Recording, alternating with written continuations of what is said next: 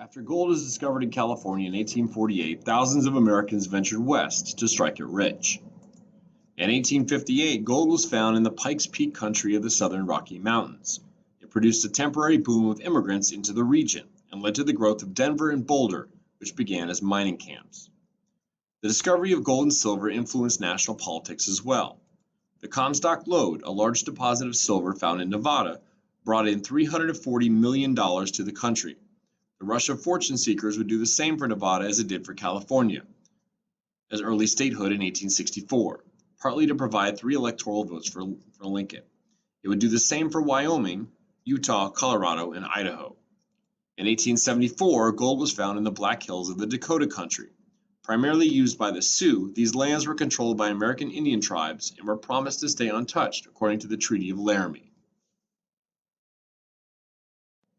As Americans moved west to begin their quest for gold, 3 types of mining developed. The first type is called placer mining. This is where you use simple tools such as shovels and washing pans to mine for gold or gemstones. The second type of mining is called sluice mining, or hydraulic chutes. This is deep shaft mining that required expensive equipment and the resources of wealthy investors and corporations. The third type of mining is called quartz mining. It was used to retrieve silver from deeper veins like the Comstock lode in Nevada. While individuals got rich in the beginning of any gold or silver findings, it would take the financing of mining companies to actually mine the metals from the mountains. Individual fortune seekers gave way to day laborers. Where did all the gold and silver go? Well, it went to the U.S. Treasury. It helped to finance the Civil War, helped build the railroad network, resumed specie payments in 1879, in which we exchanged gold for the agreed rate worth in paper money. What effect did the gold and silver have on the nation's economy? Gold and silver rushes helped get the country out of recessions and depressions. The Great Depression of 1893 was stopped by the Klondike Gold Rush of 1896. After the Civil War, thanks to an increase in demand for beef, cattle, which sold for $2 a head in Texas, could bring as much as $40 each in Chicago. This pushed Texas ranchers to drive cattle north. An entrepreneur, Joseph McCoy, began campaigning for cattle drives to the small town of Abilene, Kansas.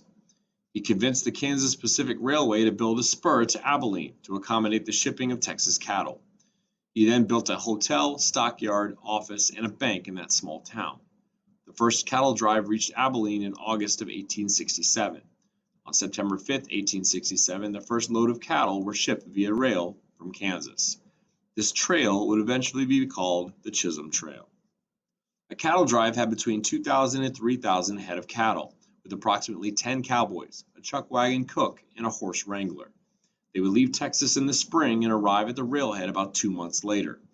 Averaging 8 to 10 miles a day allowed for grazing along the way, which would mean an average gain of 80 to 100 pounds per head by the time the Longhorns reached Abilene.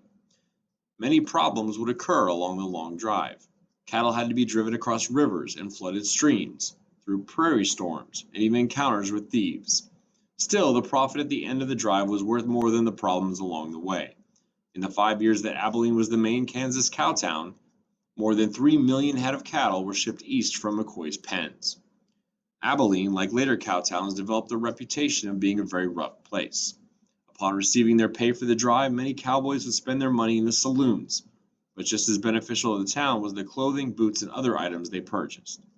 As the population of the town and the area around it began to grow, conflicts developed between the farmers and the cattlemen. Finally, in 1872, the town notified drivers that the herds could no longer be driven to Abilene.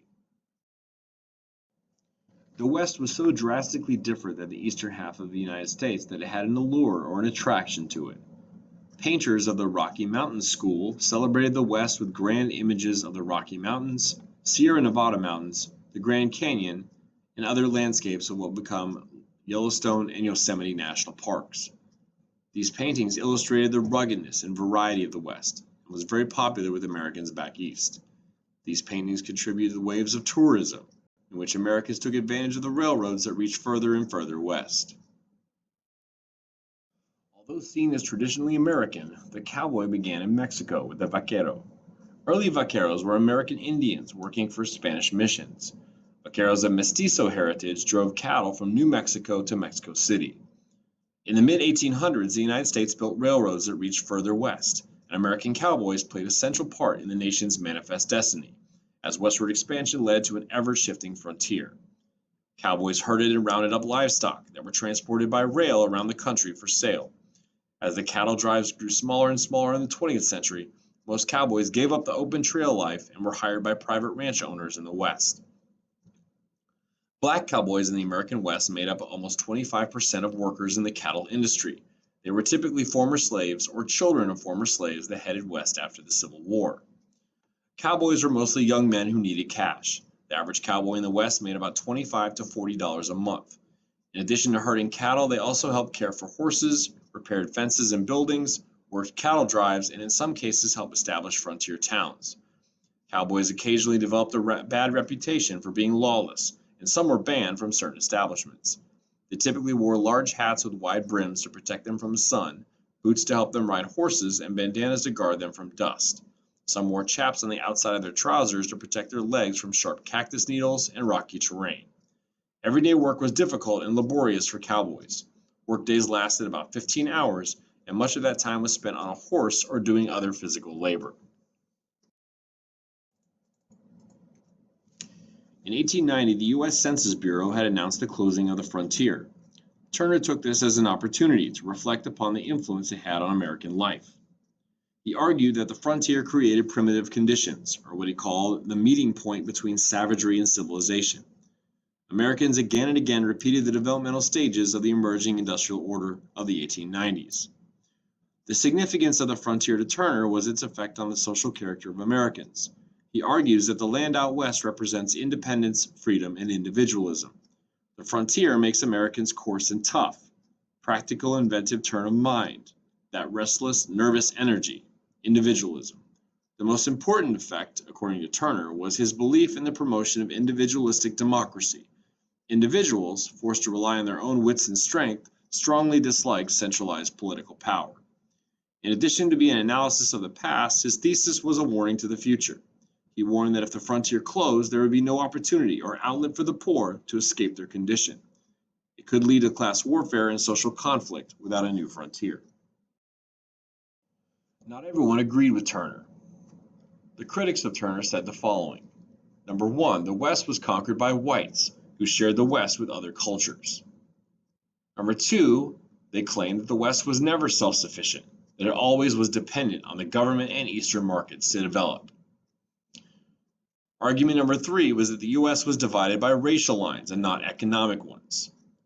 And finally, more people were moving to the cities than to rural areas, which is true during the Gilded Age. The Indian Removal Act of 1830 institutionalized the practice of forcing Native Americans off their ancestral lands in order to make way for European settlement. The U.S. government forcibly relocated the 5 civilized tribes, the Cherokee, Chickasaw, Choctaw, Creek, and Seminole, to territories that would become the states of Kansas, Nebraska, and Oklahoma, in a death march that became known as the Trail of Tears. In the early 1850s, the federal government created what became known as the concentration policy. The Indian Appropriations Act of 1851 authorized the establishment of reservations in Oklahoma and inspired the creation of reservations in other states as well. The U.S. federal government envisioned the reservations as a useful means of keeping Native Americans off lands that white Americans wished to settle.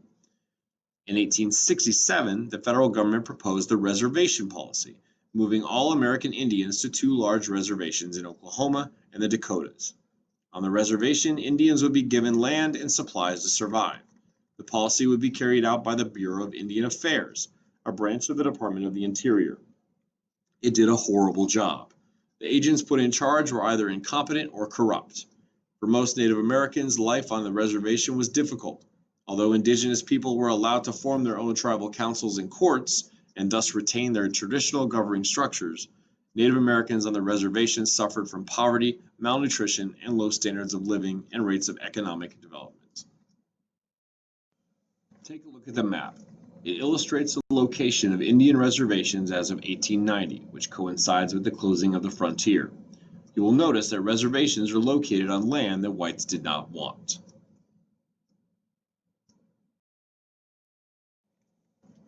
One of the biggest treaties signed between Native American Indians and the U.S. government was the Fort Laramie Treaty of 1851. It was caused by the effects of white settlement along the Oregon Trail as well as the California Gold Rush.